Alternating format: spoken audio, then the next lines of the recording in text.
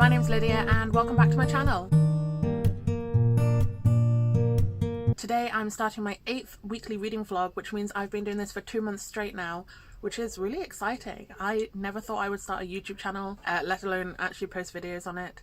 So to have done 2 straight months of weekly reading vlogs as well as other videos, that's a big step for me. Thank you to everyone who is watching these. I don't know how many of you are, I don't think there's very many, but every time I get a comment I get so excited. So leave a comment if you're watching these because it means the world to me. It is nearly 10 o'clock on Monday morning and I don't have work till 11:30, so I'm going to be reading Clara and the Sun by Kazuo Ishiguro. This is for a book with a non-human protagonist for Magical Hopathon, which is in the third park, which is Hollywood Studios, and it is a book outside your typical genre for Spoopathon. I think it's my second time going through the house now. I went through once. Yeah, this is book number 8, so it's halfway through the second time through the house. This is about an artificial friend called Clara who lives in a shop and is observing life on the outside of the shop through the window. She is designed to be an artificial friend for a child, and all the artificial friends dream of a child adopting them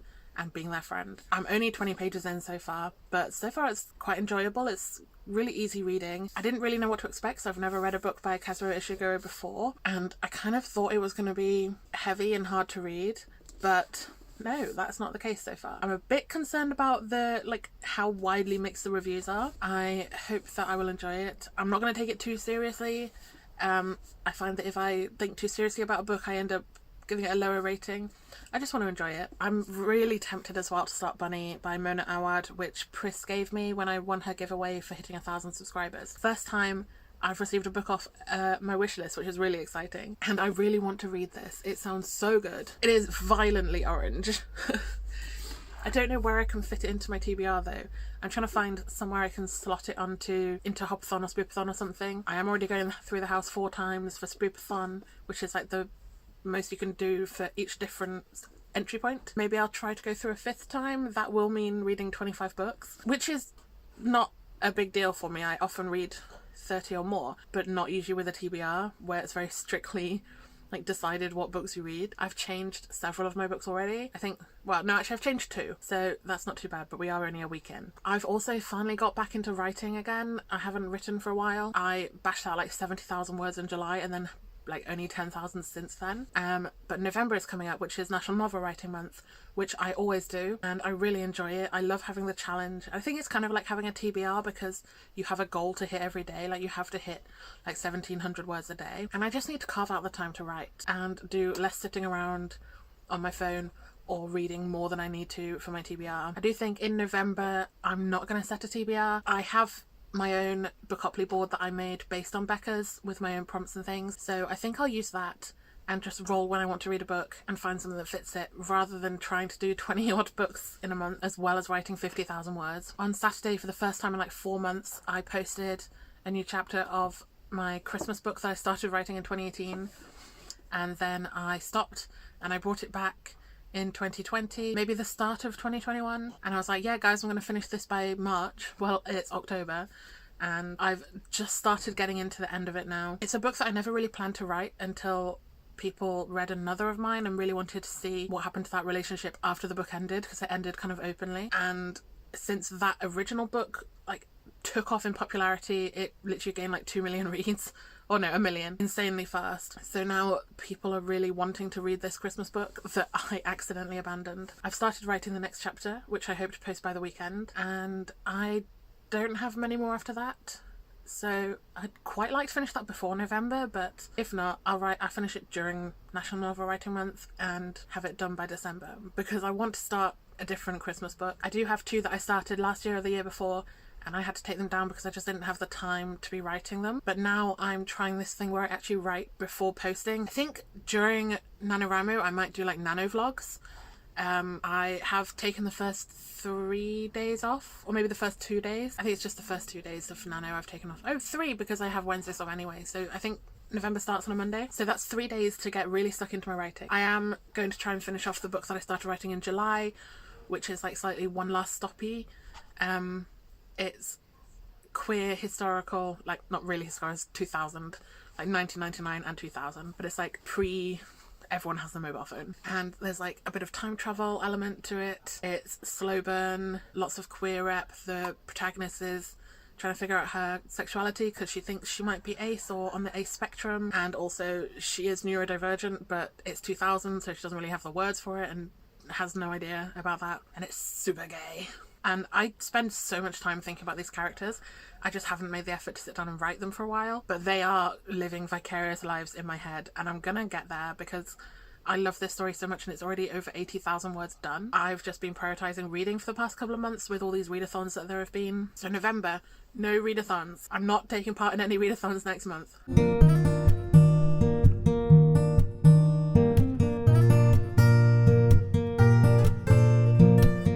It is Wednesday evening now, and I still haven't finished Clara and the Sun because I just haven't prioritised it. We've been watching Squid Game as a family. So I haven't been reading as much at night, but I'm very nearly done. I have just this little bit to go, and that shouldn't take very long. So far it's fine. I've seen a lot of quite scathing reviews, a lot of 2 stars. It's in solid 3-star territory for me. Like, it's fine. It's not terrible, it's not great. So I'll see where the last 70 or so pages go in case that all changes. I do have questions. There are some Lolo scratching and shaking the whole table. Yeah, I have some questions about some of the things in the book. Like they keep talking about kids being lifted or unlifted. And like I'm nearly at the end of the book and I still don't know what that means. And I don't know if I'm just supposed to assume, or if I've missed something, or if it's supposed to be ambiguous. If it is supposed to be ambiguous, I'll be annoyed because that just seems stupid. Like, if you're going to create this dystopian world, then at least help me understand it. So maybe that's where some of the 2-star reviews come from. Fine, otherwise. After this, I am supposed to be moving on to An Unkindness of Ghosts, and I do still plan to read that, although I'm still really tempted by Bunny, which is over here somewhere. I am behind schedule though now because I was supposed to finish Clara and the Sun yesterday and I didn't, and I easily could have, and I knew I should have, and I just didn't read it. But yeah, I got quite a bit read at work today during my lunch break, so just the home straight now. Although now I'm in a writing mood, and I haven't been in a writing mood for ages, so I think I'm gonna put the reading off until later, just make sure I do actually finish it later. And yeah, if I finish this in a reasonable time tonight and I want to move on to something else, I think I will pick up Bunny, even though it's not on my TBR, because it seems really good, and I'm a complete mood reader usually, to be honest, and that's why my TBR keeps switching around and I keep changing books that I've already chosen. I should just start with a blank TBR with all the prompts in place and just fill the prompts in as I go. I don't know why I don't do that, to be honest, because I like making TBR videos. It'd be better to make it just a wrap-up video, I guess. So I'm gonna do a bit of writing, and I'm gonna finish Clara and the Sun, and I think I'm gonna start Bunny.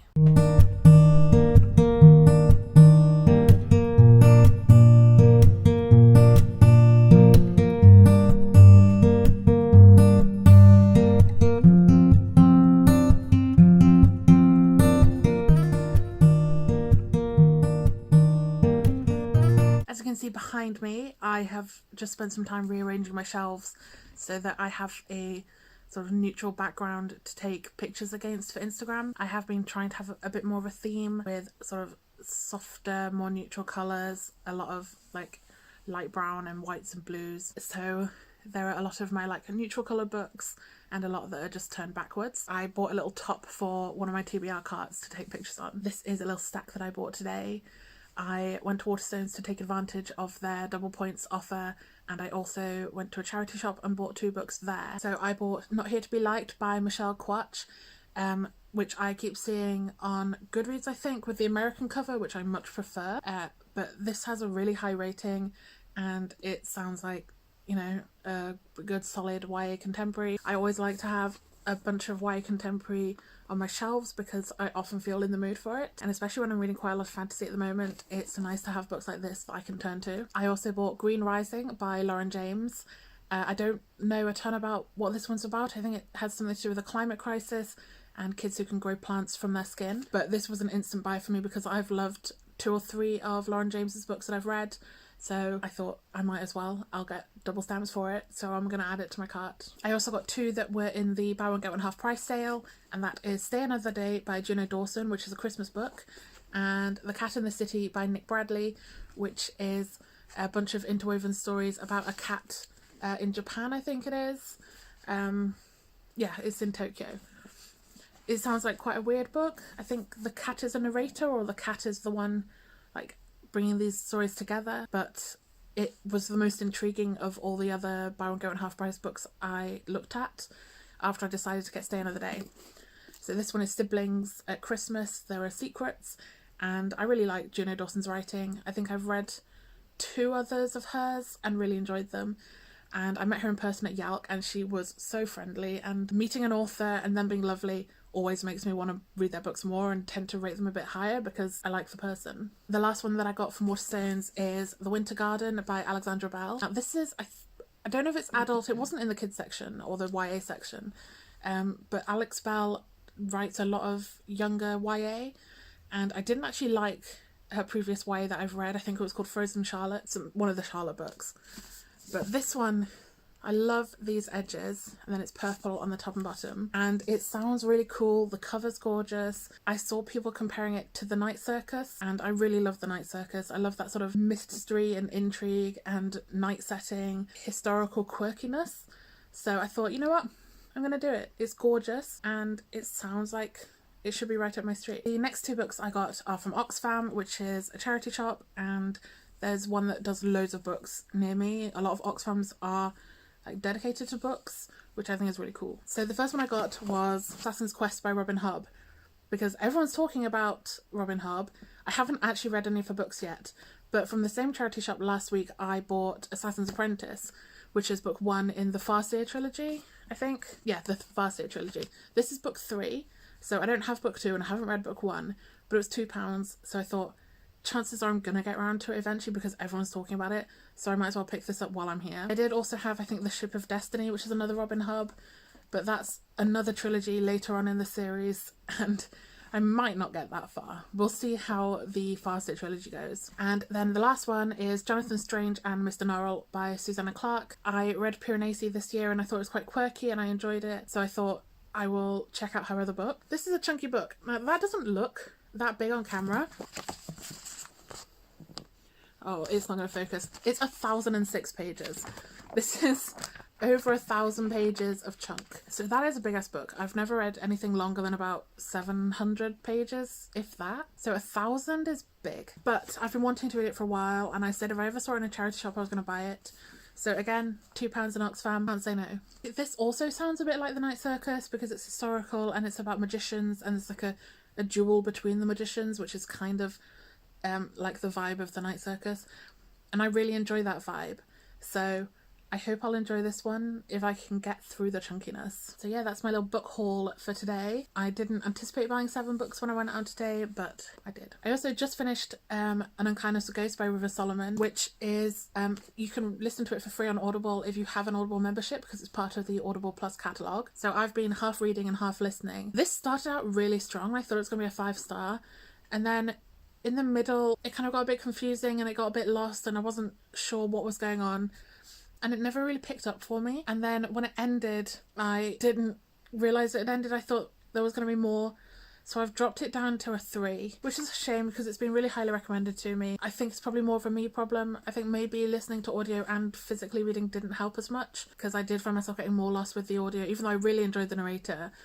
She does fantastic accents, which I really enjoyed. I never fully got my head around the layout of the ship. Like, it's vast. Kind of wish there'd been some sort of map or just more talk about the ship and its size and all of that. So yeah, the logic maybe wasn't so high with this one for me. I did really enjoy the characters. I liked Asta a lot and I liked the surgeon, but it just didn't quite hit the spot. That was book 9 for Spoopathon and Hopathon, which means I have 11 books left to read this month. We are just over halfway through the month, so I'm a little bit behind, but the next 2 books I have to read are A Psalm for the Wild Built, which is only 2 hours on audio, so I will fly through that today.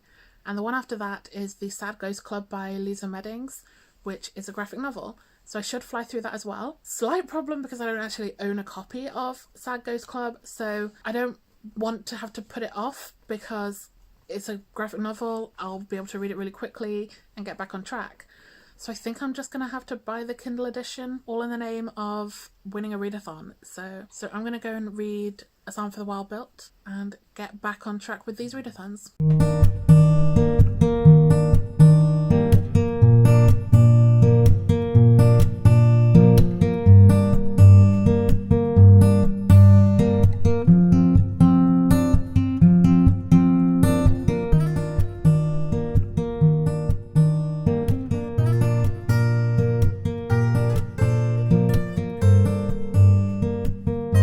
Now up to the final book for Magical Hopathon, which I didn't realise. I forgot that it's only 13 books long, and that is Nevermoor by Jessica Townsend. I'm 84 pages into this and I'm really enjoying it so far. I've heard a lot of good things about this one, and I know quite a few of my friends have really enjoyed it. So I've got high hopes. I think this will be at least a 4-star read. This is, I can't remember what prompt it's for. For Spoopathon it is new genre. I have now successfully been through the Spoopathon Haunted House twice, and I'm on my 3rd go through. I finished my reread of A Psalm for the Wild Built, which I read on audio. I would love to have a physical copy of this book someday because it's so gorgeous. It's just such a warm and uplifting story, and I can't wait for the sequel. I enjoyed it just as much the second time around. Maybe even more because I actually understood a bit more what was going on, because I knew what to expect. I really enjoy Sibling Dex's story, and I love Mosscap the robot, and I can't wait to see what's going to happen next. This is one of those stories that I wish it was like The Wayward Children by Shauna Maguire, where it just keeps going and there are constant novellas coming out, because it's just such a warm world. It's really refreshing to read, and it just makes me feel good, and we need more books like that. It's kind of like the epitome of quiet fiction, I would say, because it's just very meditative and gentle. It's short. It's like 160 pages of Sibling Dex and Mosscap journeying through the undergrowth and learning about each other. There's a lot of tea involved. You should definitely read it if you just want something short and relaxing, something that'll make you feel good. And it has really made me want to now try Becky Chambers' I don't know the name of the series, The Long Way to a Small Angry Planet. I did almost get the audiobook yesterday, but then I tried the sample and I really didn't like the narrator's voice. But I do have a physical copy somewhere, so I will be reading that at some point, because I'm sure it'll be a high rating from me. I also read The Sad Ghost Club by Lisa Mettings, which is quite long for a graphic novel. It's like 230 pages, I think, even though I put it in the under 200 pages prompt because I thought it was, and it's not. I'm going to still count it because it's a graphic novel, so it's basically under 200 pages because it's such a quick read. Quite a few of the panels didn't have any words on them, so it's a really quick one. I think it took me like 15 minutes max to read, probably. And that's about a sad ghost who goes to a party and just feels left out, and they're anxious and they're a bit sad, and they come across another sad ghost and they bond over both being like a bit sad and lonely, and they start the Sad Ghost Club to find other people who feel the same way. It kind of made me anxious because it made me think about my own anxiety a lot, so in a way it made me a bit uncomfortable, but I also think it's quite an important book, so to give it 4 stars because it talks in an open and healthy way about anxiety and feelings like that. I do have another ghosty graphic novel coming up later on in Spoopathon, which is Sheets by Brenna Thumler. I thought they were by the same artist because they have really similar art styles, so I don't know if there's been any sort of beef between those authors, or maybe they've used the same illustrator, I'm not sure, but they are very similar. This one, I think it's like a ghost made out of a sheet. There's a laundry machine on the cover, I think. I'm not sure what number that is for Spoopathon, but that's coming up soon because I've only got like 7 books left until I've been through the house all 4 times, and there are 12 days left in the month, or maybe 13. I might end up going through the house again. I have read a couple of books that weren't on my TBR already, and I've just started another one today, which is Hello Transcriber by, I want to say Hannah Morrissey, I think, which is one of my NetGalley books. And I picked it up because it said it's the shortest one on my NetGalley TBR, and I thought I'll give it a go, and if I hate it, I can just DNF it. But so far it's alright. It's quite gripping. It's very dark and like claustrophobic and melancholic about a woman who moves to this dingy town to be a police transcriber, and she's also a writer, and I think she's going to end up writing a book based on some of the events. So far it's like a very depressing town. I want to finish Nevermoor tonight. I only started it yesterday. I'm on page 84 now, so I've got about 300 pages left to go, and Ro is doing sprints tonight, so I will try and join those.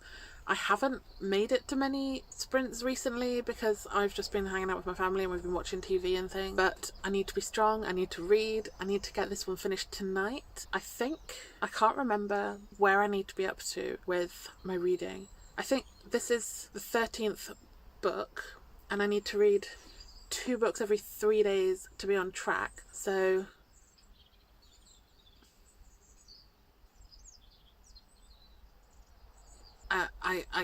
I can't even do the maths. My brain is not working today.